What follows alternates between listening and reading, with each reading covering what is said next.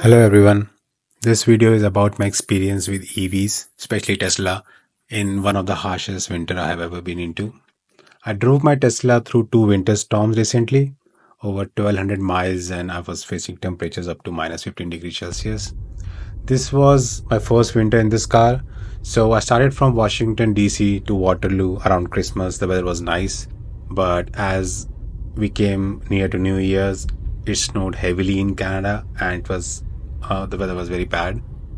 And the night I came back after the New Year's in the DMV, it was all clear, but at the same night we had one of the most horrific snowstorm I've ever seen. In 12 hours, it was all white, as you can see here. So, what was my experience? I was skeptical about Tesla's performance in winter, but to my surprise, this might be one of the best cars to survive in. Why? First of all, let's talk about traction.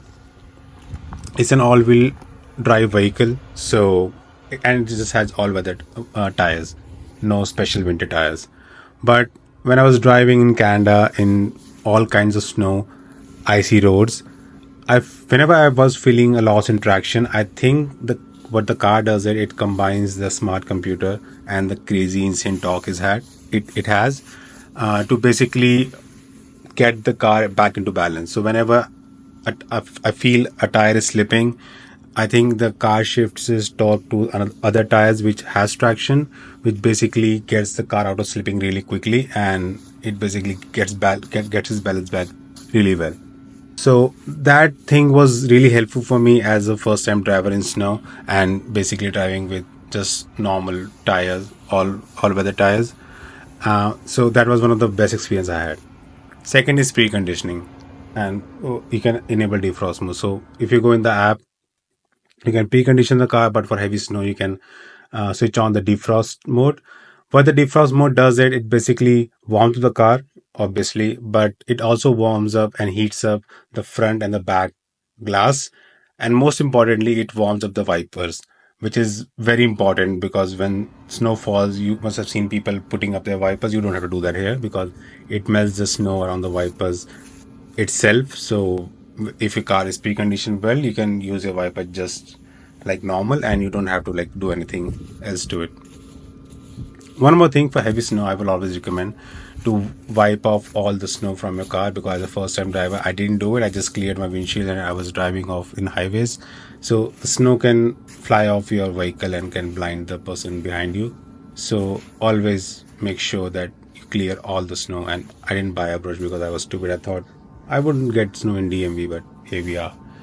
I'm cleaning off all the snow by my hand. So also you can see when I'm just cleaning off the snow over the windshield is coming off like butter, which is basically the glass is hot and the snow is cold, so it's not sticking into it, it's just coming right off. That is one of the best uh, I think way to clear the snow off your vehicle. But again, for the rest of the body, you have to have a good brush where you can basically wipe all the snow off. Now, third reason is which basically the e-ways are very infamous for is the range, and people usually have range anxiety anyway, and in winter they feel like they will bear a huge range loss. But what I observed is that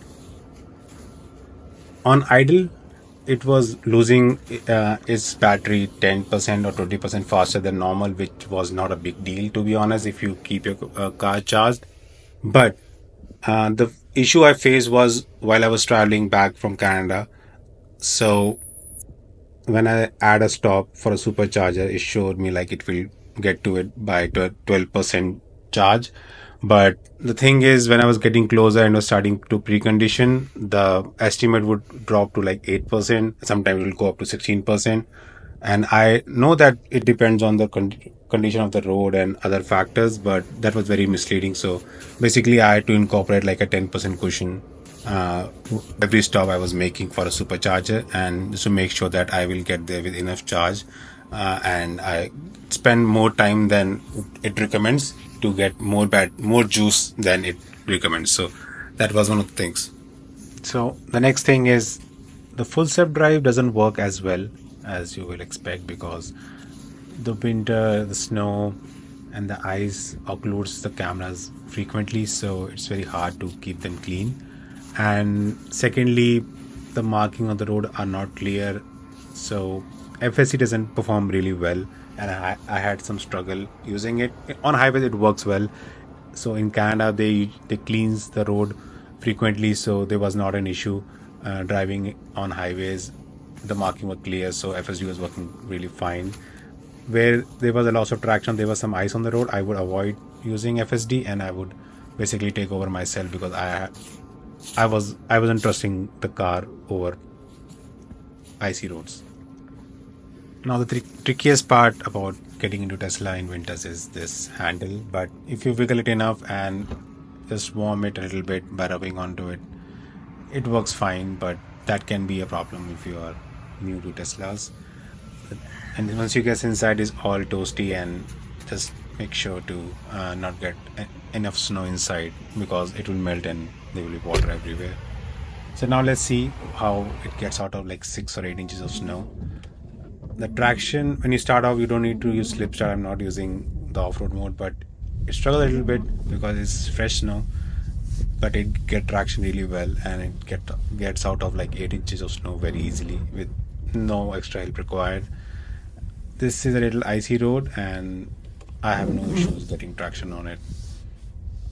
One of the last thing I would like to point out, the most significant issue I faced during my drive, and you will see right now why I'm saying this, is windshield fluid. The thing with windshield fluid is I was using a concentrate mixed with water, and it didn't do really well. So like if you see, I'm going over this speed bump and the snow would fall off. So that's why you will always clear all the snow off your vehicle, because it's not safe. But yeah, windshield fluid. So always use antifreeze windshield fluid if where you live it snows, because as you can see in this video, the front glass is occluded because of the salt deposit and frequent snow deposit. So I was using this kind of concentrate, never use this. My pipes are frozen and I had to melt them and use this kind of minus 50 degrees Celsius graded liquid. So yeah, that's all I have for today. Do subscribe for more such videos, and do let me know in the comments like what kind of content do you like, so that I can make. Thanks everyone.